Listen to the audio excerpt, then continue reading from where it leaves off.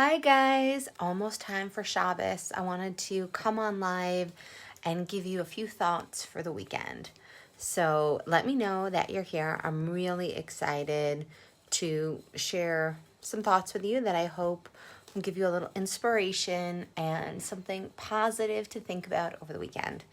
No matter where you are in the world right now, things are changing. And even if you're fully in quarantine or things are starting to open up, Shabbos is that interesting opportunity where our connection with the outside world pauses.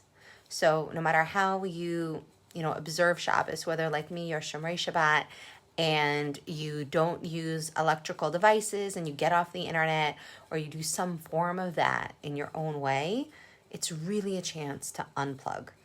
And I want to really encourage you to take that idea to the next level. So if Shabbat is a time to unplug, what are we unplugging from? And what are we supposed to be charging with? So many times we're supposed to be unplugging from our devices, but we're also supposed to be plugging in to our spiritual side.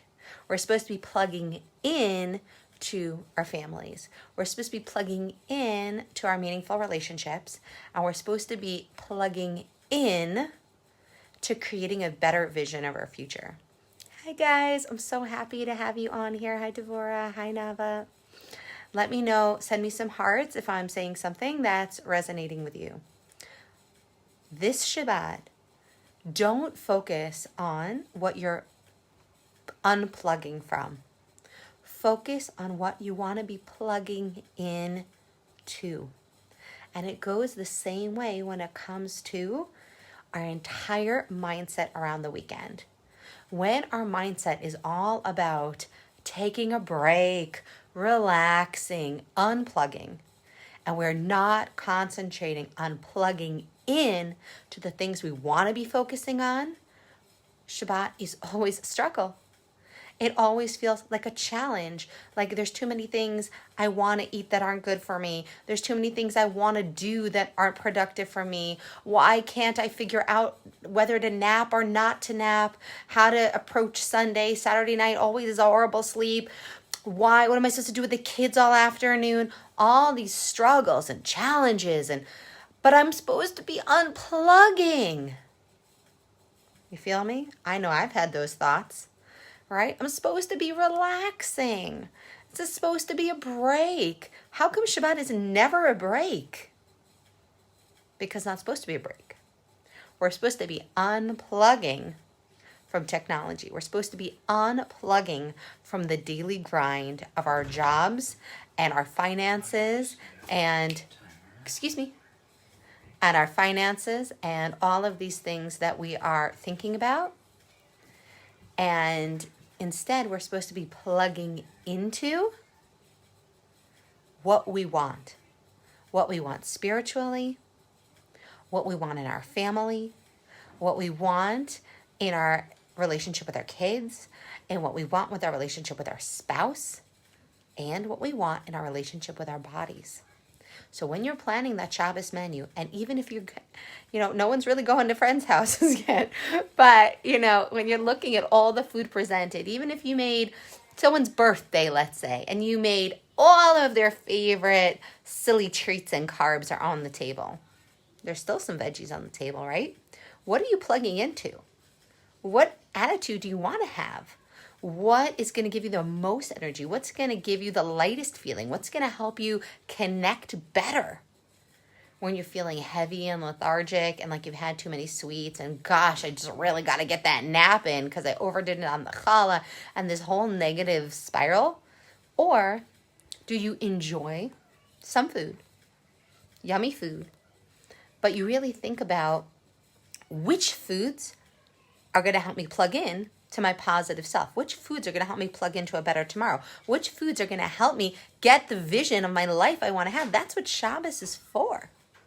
Plugging in to our truth, our true authentic desires. That is exactly what Shabbat is supposed to be about. Shamor v'zachor. to remember our truth, to remember our spiritual side, to remember what we really want and what has true, deep meaning for us. And then to guard it not just on Shabbos, but also during the week. And to go week to week and step back and remember what's of true value, and then to guard it by acting and eating and moving and drinking water and focusing on prayer and focusing on relationships and focusing on faith the rest of the week.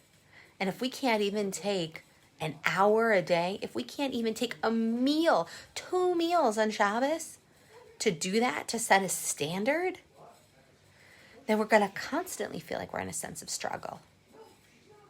If Shabbat has nothing to do with the treats and the sweetest challah and the best recipe and the yummiest kugel, and it has everything to do with connecting to our spiritual selves, our truth, our relationships, our love of ourselves, our family, our community, our faith, if that's what it's really about, then it doesn't matter how you observe it. I mean, it matters, but it matters too between you and God. What really also matters is how you fuel that. And you know that it is true. And feel free to argue with me. It is true. When we eat better, we are more open, we are more curious, we are more in line with our mind and our body and our soul. And when we are not eating well, we are gunking up the system. Eat well this Shabbos. Make it fun, make it enjoyable, but focus on plugging in to the choices that empower you and that create a healthy, lasting future for you and your family. Shabbat Shalom.